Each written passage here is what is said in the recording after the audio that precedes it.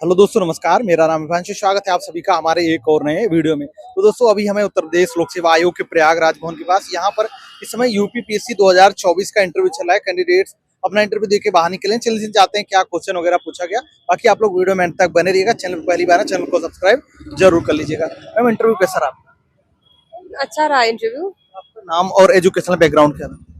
मेरा नाम प्रेमलता है और मैंने बीएससी किया है सेंट कॉलेज गोरखपुर से, आपका डिस्ट्रिक्ट कौन सा पड़ता है? महाराजगंज। जी। आपका यूपीपीसीएस के लिए कौन सा ये अटेम्प्ट है और मीडियम क्या रहा आपका?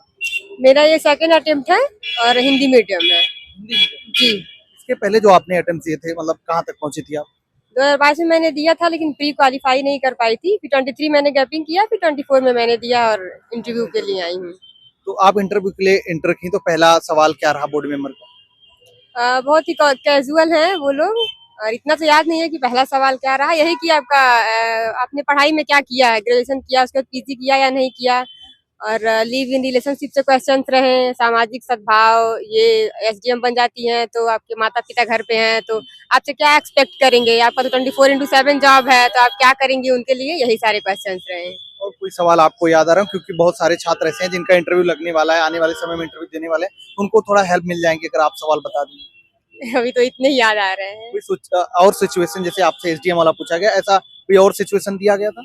हाँ, और ये लिव इन रिलेशनशिप वाला कि पहले 4 साल 5 साल तक पार्टनर साथ में रहे, फिर अगर ब्रेकअप हो जाए तो फिर उसे क्या कहा जाएगा, रेप कहा जाएगा। लड़की तो रेप का केस लगा देगी, फिर तो आप इसे क्या कहेंगी, आप इसको एक्सेप्ट करती हैं? फिर तो फिर जो पंडित शादी कराया है, फिर इसमें क्या सिचुएशन बनेगा, ये सब पूछ रहे थे। अच्छा, कोई करंट इशू से रिलेटेड कोई सवाल? नहीं, मुझसे नहीं पूछा गया। और कोई आपके सब्जेक्ट से रिलेटेड या एजुकेशनल बैकग्राउंड से रिलेटेड और कोई सवाल पूछा गया? नहीं, एजुकेशन बैकग्राउंड से नहीं पूछा गया, लेकिन मुझसे पूछा गया कि आप अखबार पढ़ती हैं तो कुछ अपने तरफ से न्यूज बताइए, उसको एक्सप्लेन करिए। तो मैंने लोकसभा के अध्यक्ष ओम बिरला जी को हटाने का प्रस्ताव पारित हो रहा है तो मैंने उसके बारे में बात की। बाकी आपको माहौल वहाँ का कैसा लगा? मॉक इंटरव्यू आपने दिया था तो उसकी अपेक्षा आपको कुछ माहौल अलग लगा यहाँ पे? हाँ, दोनों में बहुत अंतर रहा। वहाँ पे ऐसे, यहाँ तो बहुत सारे कैजुअल है लोग और वहाँ ऑफिशियल टाइप में बैठ के लिया जाता है इंटरव्यू, मॉक इंटरव्यू में। यहाँ वैसा सीन नहीं था, लेकिन फिर भी अपने आप को वहाँ कैजुअल नहीं दिखाना है। कुछ फायदा आपको लगता है कि यहाँ कुछ फायदा मिला आपने मॉक इंटरव्यू जो दिया था? हाँ, बहुत फायदा मिले। ऐसे जो अंदर डर रहता है खत्म हो जाता है और थोड़ा बात करने का स्किल आ जाता है, एक्सप्लेनेशन आ जाती है, यही सब मॉक इंटरव्यू देने से। अच्छा, आप ये थोड़ा बताएं प्रीलिम्स के लिए अगर हम बात करें, क्योंकि आपने 2022 में प्रीलिम्स का एग्जाम दिया था, क्वालिफाई नहीं हुआ था, क्या आपने चेंजेस इस बार किए थे कि जो है यहाँ तक आप पहुंची हैं, इंटरव्यू आपका लगा? 2022 में तो मैंने बिना प्रिपरेशन के ही दिया था, बस देखने के लिए। फिर 23 गैपिंग करके 24 में दिया। तो चेंजिंग क्या, मैंने शुरुआत ही की थी पढ़ाई 23 से 22 देने के बाद। तो यही जो सारे टॉपर्स बताते हैं, घटना चक्र, पूर्वावलोकन प्री के लिए पहले तो एनसीईआरटी स्टैंडर्ड बुक तो होते ही हैं, लेकिन फिर स्पेसिफिकली अगर प्री के लिए देखा जाए, पीसीएस के लिए, तो घटना चक्र का पूर्वावलोकन और यही हिस्ट्री, पॉलिटी, ज्योग्राफी, इसके लिए एग्जाम से 10 दिन 15 दिन पहले एडुटेरिया या आई दृष्टि ले सकते हैं, उसको एक बार देखें करंट में। पेपर वगैरह नहीं पढ़ती थी? नहीं, मैंने न्यूज़पेपर नहीं पढ़ा। आज के इंटरव्यू के दिन आपने पढ़ा था? नहीं, अभी 1 हफ्ते से पढ़ रही थी, अब तो इंटरव्यू का डेट आया। ठीक है। मेंस के लिए कोई सजेशन आपका रहेगा? आंसर राइटिंग वगैरह कैसे करती? आंसर राइटिंग यही है कि सिलेबस के टॉपिक्स पे नोट्स बनाइए और उसी को बार बार रिवाइज करिए, करंट से वैल्यू एडिशन करिए और प्रैक्टिस करिए आंसर राइटिंग की। तो आपने गैप लिया था 2023 में, क्या आपने कोचिंग वगैरह के लिए लिया था या आप सेल्फ स्टडी से ही आप तैयारी की थी आपने? नहीं, मैंने पूरी सेल्फ स्टडी की है। यस। एनसीईआरटी आपने पढ़ी थी, और पढ़ी थी तो कैसे आपके लिए हेल्पफुल रही थी?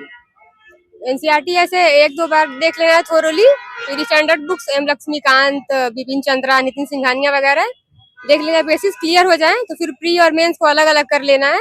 मेंस के सिलेबस के टॉपिक को नोट्स बनाना है, जब प्री का एग्जाम आया तो फिर 4-5 महीने मेंस के लिए देना है, घटना चक्र, पूर्वावलोकन, सारे सब्जेक्ट्स के।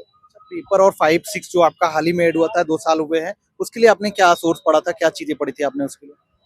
5-6 के लिए ध्येय की बुक मैंने मंगाई थी, उससे थोड़े नोट्स बनाए थे, और राकेश सारस्वत की बुक आती है 5-6 के लिए, उससे मैंने नोट्स बनाए थे। और वैल्यू एडिशन, आप ये घटना चक्र का भी 5-6 का आया है, उसको भी ले सकते हैं, अच्छी बुक है। अच्छा, मतलब कोई सोर्स आपको नहीं लगा कि सिर्फ सिंगल, जैसे राकेश सारस्वत की बुक है या ध्येय आईएएस वाली बुक है, कि यहाँ सिंगल सोर्स पढ़ के उससे आपका एग्जाम लग रहा है कि कवर हो जा रहा है?